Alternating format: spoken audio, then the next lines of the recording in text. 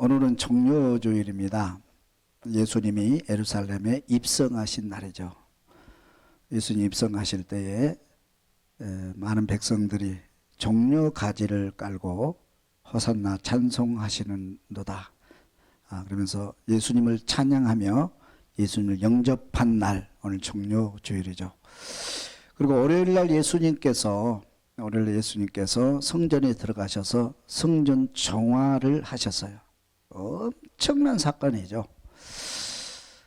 성전 정화 사건을 통해서 또 무화과 나무 심판을 통해서 열매 없는 나무 또 열매 없는 성도 하나님이 심판하신다 하는 것을 알려주는 그런 사건이 월요일 날 있었습니다. 그리고 화요일 날 예수님께서 이제 마지막 때 심판자로 주님이 오시는데 우리는 기다려야 된다. 어떻게 기다려야 됩니까? 예수님이 마지막 심판자로 오실 때 열 처녀 비유를 통해서 슬기로운 다섯 처녀처럼 깨어 준비하라 가르쳐 주셨어요. 여러분, 주님 오실 때 깨어 있는 자만이 주를 영접하게 될 줄로 믿습니다. 미래를 보는 사람은 오늘 깨어 있는 거죠. 깨어 있어라 알려주셨고, 또 달란트 비유를 통해서 깨어 있는데 어떻게 깨어 있느냐? 오늘 내 삶의 현장에서 충성하라. 충성하면서 최선을 다하여 일하면서 다섯 달란트를 더 남기는 그런 충성하면서 이제 깨어 있으라. 두 번째는 양과 염소의 비유를 통해서 선을 행하는 사람이 되어라. 착하게 살아라는 거죠. 사람의 가장 아름다운 것은 선을 행할 때예요. 누군가를 위해서 땀 흘리고 내 주머니를 열어서 누군가에게 베풀어 줄 때, 선을 행할 때 그 삶이 아름답고, 그 선의 행실은 땅에서뿐만 아니고 자자손손 주님께 칭찬받고 하늘나라에 가서도 그 상은 없어지지 아니하고 칭찬과 상으로 남는다. 우리 양과 염소의 비유를 통해서 선을 행하면서 살아라 하는 것을 언제 가르쳤다고? 화요일 날 가르쳐 주셨어요. 수요일 날은 쉬시고요. 목요일 날 중요한 사건이 있는데, 이제 예수님께서 십자가를 지시기 위한 준비 작업을 하십니다. 그래서 목요일 날 많은 일을 하셨던 그 대표적인 사건이 세 개가 나와요. 하나는 최후의 만찬 사건입니다. 최후의 만찬. 이 최후의 만찬 사건을 통해서 우리에게 귀한 진리를 가르쳐 주시는데, 우리 마태복음 26장 26절 프린트물을 한번 보도록 하겠습니다. 함께 다 같이 읽습니다. 그들이 먹을 때에 예수께서 떡을 가지사 축복하시고 떼어 제자들에게 주시며 이르시되 받아 먹으라. 이것은 내 몸이니라 하시고, 최후의 만찬 떡을 떼시면서 떡을 떼도 이것은 내 몸이다. 내 몸이다. 이것은 내 몸이다. 받아 먹으라. 두 번째는 27절에 보면 또 잔을 가지사 감사 기도하시고 그들에게 주시며 이르시되 너희가 다 이것을 마시라. 너희가 다 이것을 마시라. 이것은 제사함을 얻게 하려고 많은 사람을 위하여 흘리는 바 나의 피 곧 언약의 피니라. 이 잔을 마시라. 이건 언약의 피다. 이것은 무슨 뜻입니까? 한마디로 말해서 구약으로 돌아가면 사람들은 죄를 지어서 이 죄 문제 해결하지 못하면 우리는 죄값으로 불행하게 되고 심판받게 되고, 그리고 마지막 이제 그 심판을 받게 되어 있어요. 죄 문제 해결해야 되죠. 이 죄 문제를 해결하는 유일한 방법이 제사법입니다. 그래서 성전에 와서 양을 잡아서 또는 송아지를 잡아서 그 송아지를 이제 제단 위에 태우고 그 피를 뿌림으로 인해서 제사함을 받는 길이 있어요. 이것이 유일한 제사함을 받는 제사법입니다. 근데 유대인들은요, 이 제사법을 지키기 위해서 유월절 또 절기가 되면 그 수많은 사람들이 예루살렘에 모여들었고, 예루살렘 시내 딱 들어가면 피비린내가 나요. 그 한두 마리가 아니잖아요. 그죠? 양이 한 마리가 아니잖아요. 예, 만약에 본동에서 양 한 마리 잡아서 여기서 불태운다 그러면 뭐 본동이 그 냄새로 가득 찰 거예요. 그죠? 근데 양 한 마리가 아니고 그 재단에서 계속 쉬지 않고 그 이제 양들을 태우고 그 피를 뿌리고 그 피가요 얼마나 많은지요. 개천을 다 그 주변 개천을 다 적시고도 남는. 그리고 유대인들은 이것이 과연 꼭 이렇게 해야 되느냐 그런 회의도 느끼고요. 이 앞에 있었던 것처럼 이 제사를 드리기 위해서 오는 그 장면, 그 현장에 주님 나타나셔서 성전 정화 사건을 하는 걸 우리가 볼 수가 있어요. 힘들죠, 그죠? 힘들죠. 이런 구약의 사건이 있는데 예수님께서 그거를 지금 의미하고 있습니다. 이거를 받아 먹어라. 이거는 내 몸이다. 이건 내 몸이다. 양의 몸이다 그런 거죠. 이거는 내 피다 마셔라. 이건 내 피다. 다시 말하면 예수님께서 양으로 오셔서 저와 여러분 인간의 죄 문제 해결해 주시기 위해서 몸과 피를 주시겠다는 거예요. 다시 말하면 예수님 십자가 위에 죽으시고 부활하심으로 저와 여러분들의 이 제사법을 통해서만 제사 받는 이 길을 폐하고 이제 우리에게 제사의 길을 열어주시겠다 예고하고 있는 그런 장면이 바로 최후의 만찬 사건입니다. 두 번째 이제 사건이 뭐냐면 제자들을 발을 씻기는 장면이 나와요. 제자들을 발을 씻기는 장면. 그 유대인들의 풍습은 유일한 우리는 요즘 코로나로 인해서 어디 가나 꼭 하는 것이 있죠. 뭐 하죠? 손 씻는 거죠, 그죠? 손 씻는 거. 손 씻는 거. 이제 이거 세균이 묻을 수도 있고요. 이제 그렇기 때문에 손을 꼭 씻어라. 손 씻는 것이 아주 기본적인 거고 요즘 그래서 이제 손을 하도 많이 쓰니까 뭐 감기 이런 바이러스 이런 감기 일부 병들을 많이 치유가 됐대요. 이게 참 좋은 것 같아요. 근데 유대인들은요 이게 옛날부터 습관화돼요. 손 씻는 것이 밖에 갔다 오면 손 씻고 발 씻는 거 이거 아주 문화입니다. 문화.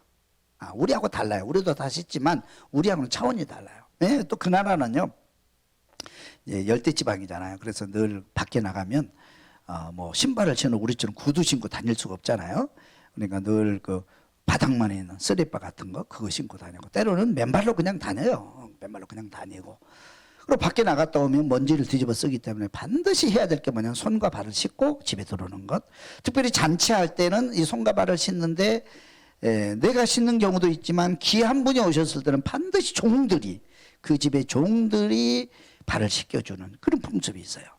또 성전에 들어가서도 제사장들이 예배 드리러 가기 전에 항상 물두멍이 앞에 있고 물두멍에 손을 씻고 그렇게 들어가는 이게 이제 예법이면서도 그들의 생활 문화고 생활 방식입니다. 그래서 예수님께서 이제 잔치 자리에 들어가시는데 뭐냐면 이제 제자들이 이제 종들이 와서 발을 씻겨 드려야 되잖아요. 근데 예수님께서 엄청난 일을 하신 거예요. 이게 뭐냐면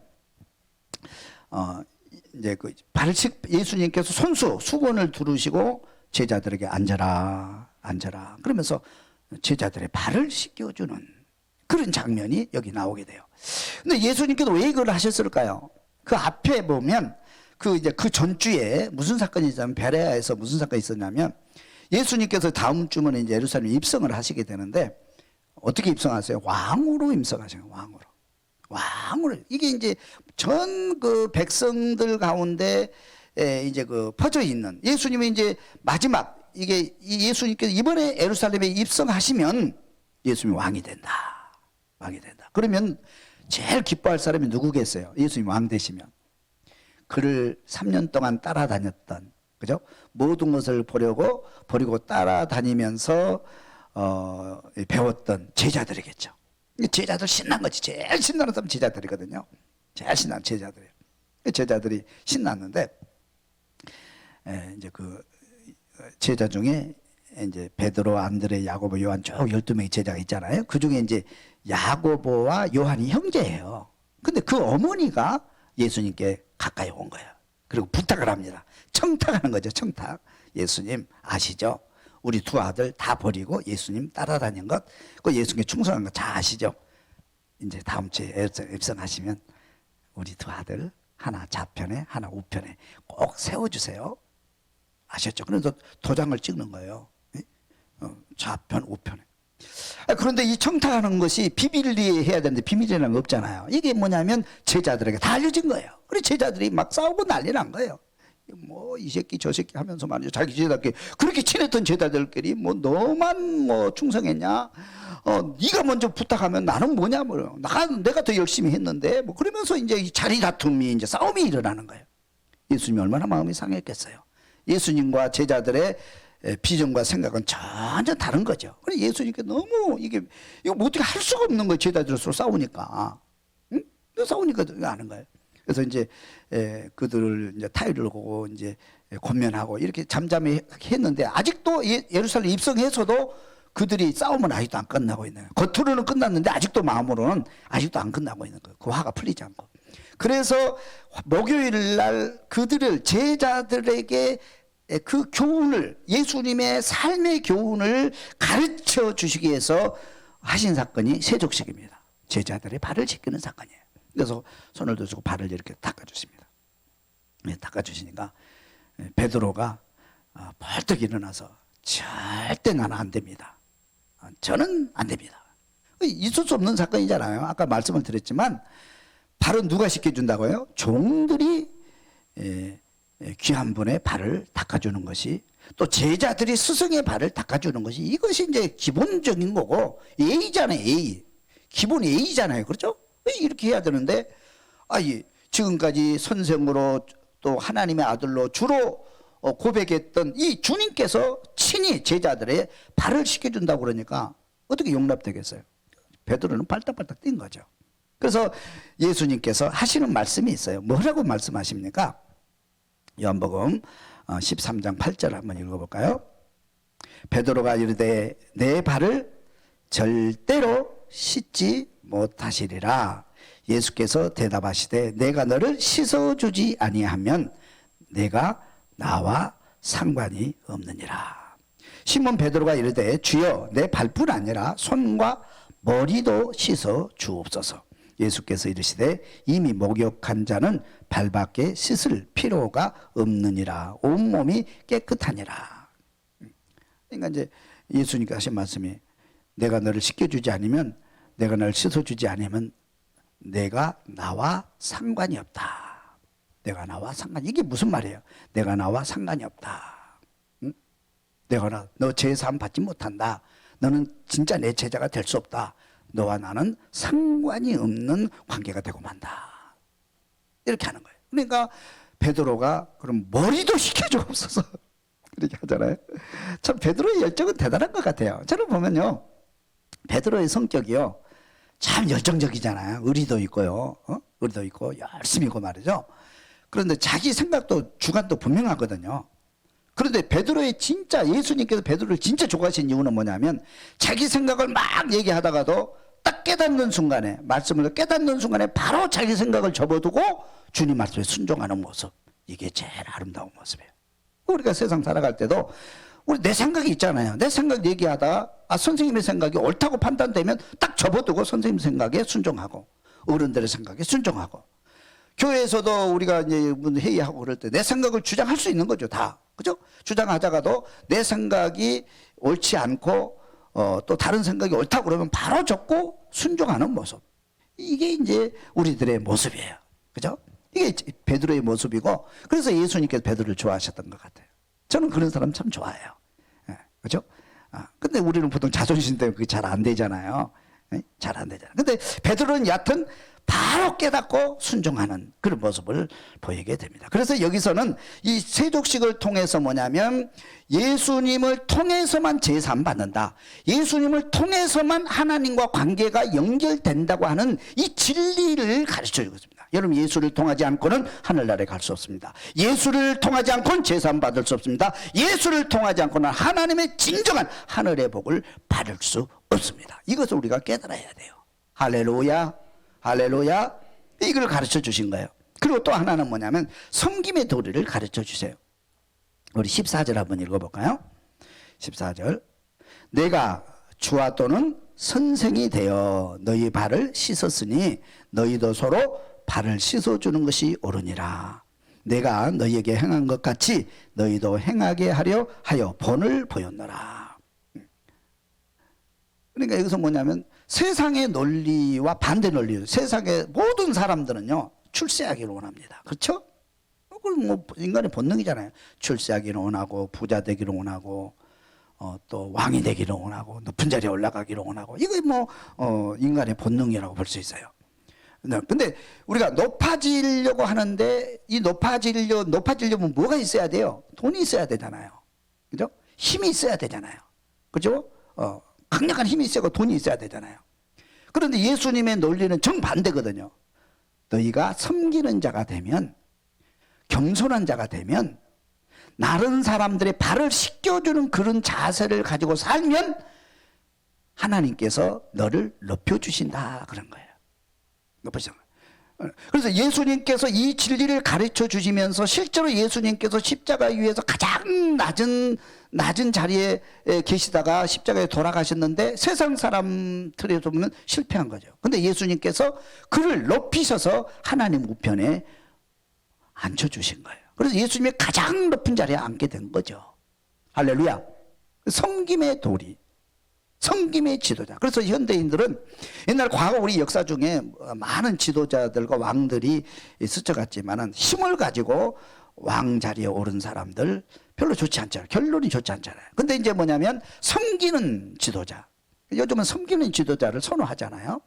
백성들을 섬기고, 그죠? 약한 자를 섬기고, 그리고 어려운 자를 섬기고 하면서 섬김의 지도자가 될 때, 섬기는 삶을 살 때 하나님께서 그 사람을 높여주실 것이다 하는 걸 가르쳐 주는 거예요. 제자들이 하나는 우편에 하나는 좌편에 누가 높은 자리에 앉을 것인가 서로 싸우잖아요. 이게 인간의 본능이란 말이죠. 근데 예수님께서 그럴 필요 없다. 네가 진짜 하나님 앞에서 섬기는 삶을 살면, 이렇게 서로 발을 씻겨주면서 내가 너희들이 발을 씻겨준 것처럼 너희들이 발길을 씻겨주면서 섬기는 삶을 살면 하나님께서 너를 가장 높은 자리에 올려주시겠다, 그런 진리를 가르쳐 주세요.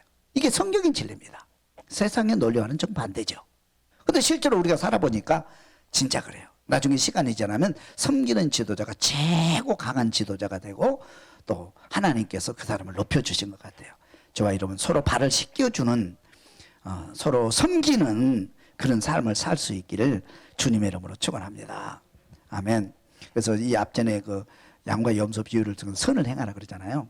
선을 행하는 사람, 선을 행하는 사람. 그래서 내가 작은 선을 행할 때 그 선이 주는 기쁨, 그 선으로부터 오는 행복, 그 선으로부터 만족, 그 선으로부터 하나님의 친정과 축복이 얼마나 큰가를 그는 우리에게 가르쳐주고 있어요. 이거 연결되는 겁니다, 섬김이.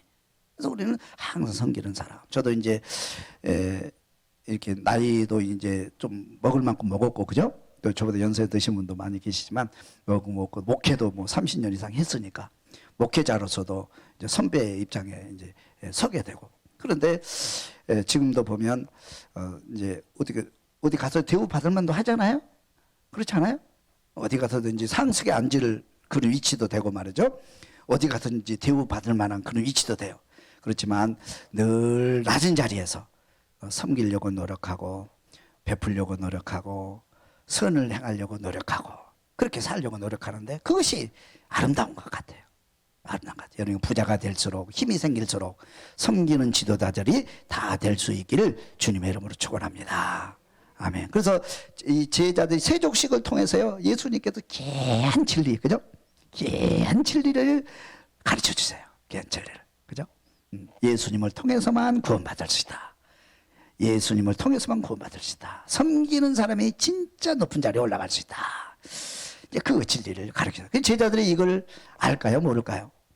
이걸 몰랐는데 나중에요 이걸 깨닫게 돼요. 진짜 깨닫게. 제자들은요 정말 예수님처럼 평생을 순교하는 그 순간까지 섬기는 삶을 살았어요. 그래서 백성들로부터 존경받고 오늘 2000년이 지나왔지만 우리들도 그 제자들을 존경하고 따르게 되잖아요. 왜? 섬김의 삶을 살았기 때문에 존경받는 거예요. 그렇잖아요.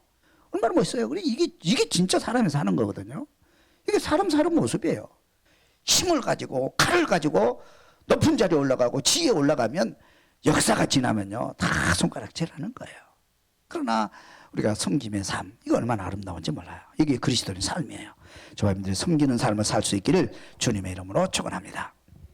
그 다음에요, 예수님께서 이걸 마치시고 산에 올라가신 거예요. 마지막 산에 올라가서 이제 십자가를 지셔야 되는데, 이 십자가를 지기 위해 산에 올라가서 뭐 하러 올라가셨어요? 기도하러 올라가셨어요. 기도하러. 그래서 이 기도를 통해서, 마지막 이 예수님의 기도를 통해서요, 우리에게 몇 가지 교훈을 알려주십니다. 한번 읽어볼까요? 시험에 들지 않게 기도하라. 누가복음 22장 39절을 보겠습니다. 다 같이.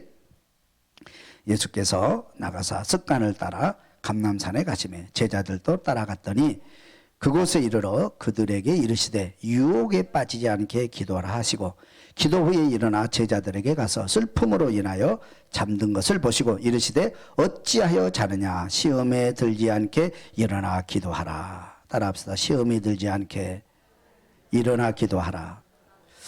여러분요, 우리가 이제 살아가는데 영적인 세계가 있어요, 없어요? 있죠. 그러면 우리의 길을 방해하고 또 우리의 축복을 파괴하고 우리의 행복을 파괴하고 우리가 천국 가는 것을 해방하는 것은 사탄의 영이란 말이죠. 그죠? 사탄이 우리의 인생을 파괴한단 말이에요. 그래서 우리가 선하게 살려면, 정말 멋지게 살려면 이 사탄의 세력을 이겨야 돼요. 그래서 예수님께서 사역을 시작하시기 전에 세례 받으시고 맨 먼저 하신 일이 뭐였어요? 기도하셨어요. 40일 동안 금식 기도할 때 누가 그 기도를 방해합니까? 사탄이 방해하잖아요. 계속 사탄이 와가지고 예수님의 기도를 방해하고 예수님의 사역을 방해하잖아요. 근데 예수님께서 기도로서 그 사탄을 물리치니 사탄이 떠나고 악령이 떠나고 천사가 와서 수종들더라. 그래서 사역을 시작한 거예요, 여러분. 믿습니까? 오늘도요, 예수님께서 큰 사역을, 정말로 마지막 꽃 십자가 사건을 놓고 이 사역을 감당해야 되는데 자기 힘으로 할 수 없는 걸 알기 때문에 하나님께로 기도합니다. 기도하는 거예요. 이거를 알고 기도하는 거예요. 왜? 사탄의 시험을 이기려고 기도하는 거예요. 이 사탄이 방해하면 이거 못 이기면 여기서 쓰러지고 넘어지니까 마지막 열매를 맺을 수 없잖아요.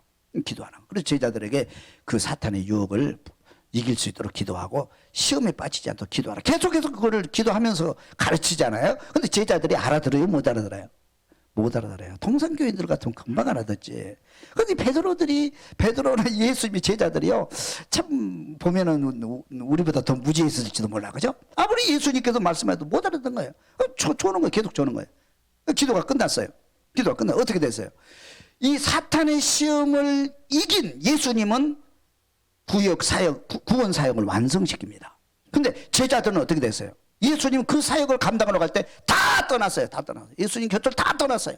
그렇게 예수님 주여 주는 그리스도시고 살아계신 하나님의 아들이십니다. 나는 주를 위해서 죽겠습니다. 그렇게 결단하고 예수님의 가르침에 감복하고 감동하고 주라고 고백했던 그들요, 예수님이 사역 감당하러 갈 때요 다 떠났어요. 베드로요, 마지막까지 떠나지 않겠다고 베드로도 숨어있다가 노비 앞에서 예수를 저주하고 떠났어요. 왜 그렇습니까? 사탄이 시험 앞에서 기도하지 않음으로 인해서 사탄의 시험을 이기지 못하기 때문에 다 넘어지는 거예요. 그래서 우리도 이 세상을 살 때 정말로 승리하려면 우리의 승리의 길을 방해하는, 우리의 축복의 길을 방해하는 그 세력이 영적으로 사탄의 세력인데요, 이 사탄의 세력을 물리쳐야 여러분 가나안 땅에 들어가는 거예요. 마침내 성공의 자리에 올라가게 되는 거예요. 믿습니까, 여러분? 힘들고 어려움을 내 힘으로는 결국 극복해 갈 수 없다는 거예요, 여러분. 절대로 내가 그 고지에 올라가서 내 힘으로 갈 수 없어. 왜? 사탄이 우리를 방해하고 있기 때문에 그러는 거예요. 그러나 기도하는 사람은 마지막까지 갈 수 있어요. 기도하는 사람은 순교의 자리까지 갈 수 있어요. 기도하는 사람은 정상까지 갈 수 있는 거예요. 믿으시면 아멘. 아멘.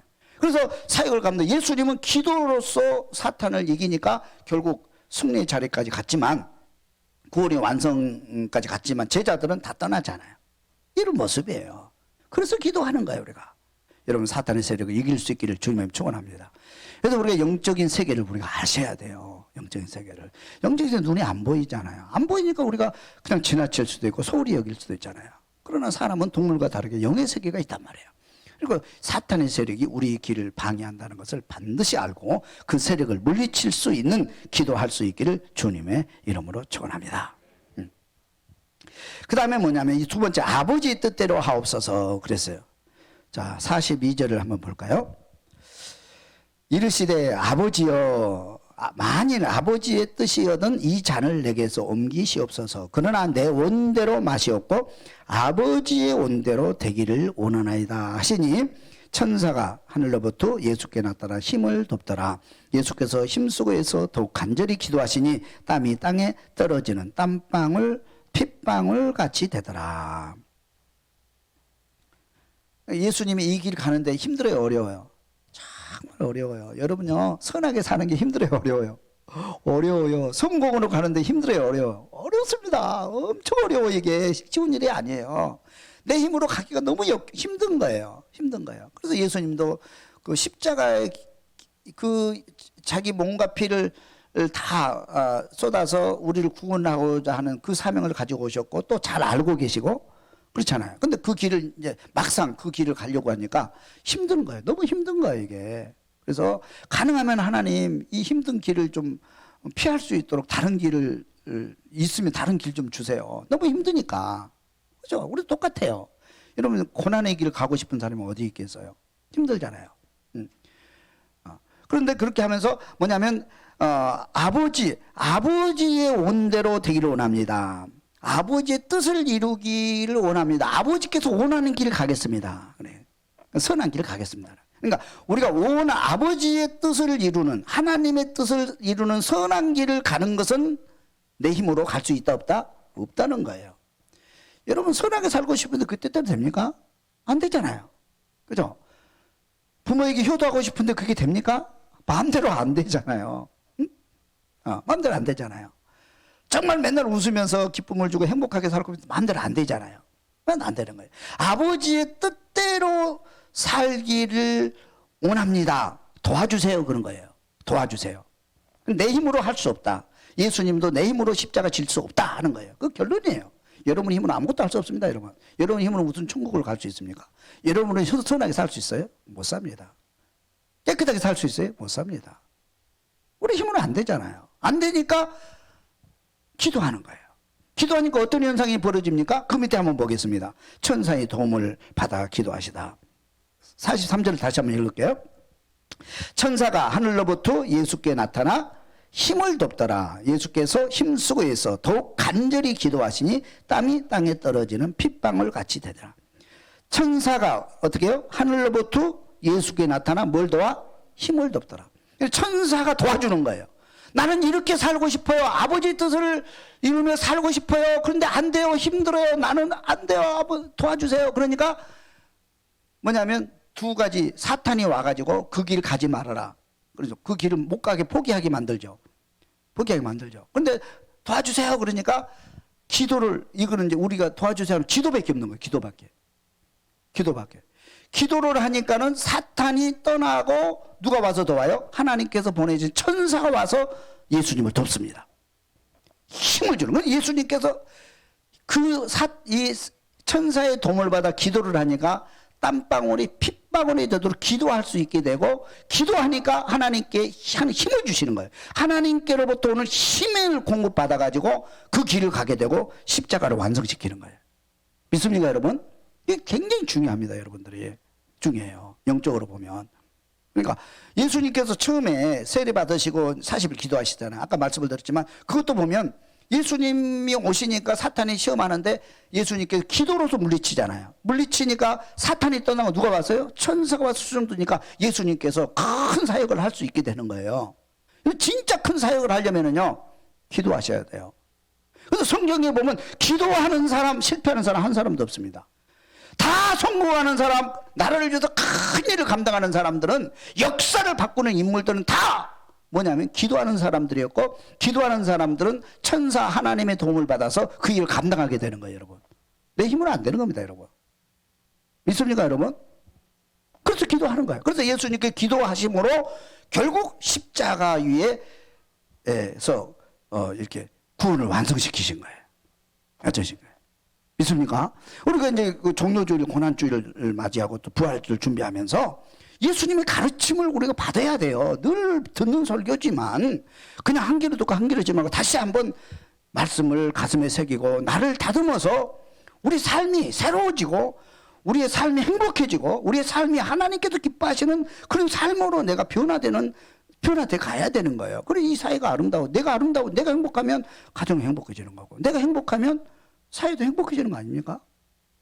그래서 예수님의 가르침, 최후의 만찬을 통해서 예수님 십자가에 죽기를 예고하시고 제자들의 발을 씻겨주면서 우리가 겸손하게 사는 도리 알려주시고, 그 다음에 기도를 통해서 기도해야만 우리가 구원을 완성시켜 갈 수 있다, 선한 일을 할 수 있다 하는 것을 보여주고 예수님께서 그렇게 그 길을 가신 거예요. 저와 여러분들이 예수님 따라갈 수 있기를, 그리고 또 이번 주부터 이제 고난주간인데 고난주간 말씀을 묵상하면서 승리할 수 있기를 주님의 이름으로 축원합니다. 기도드리겠습니다.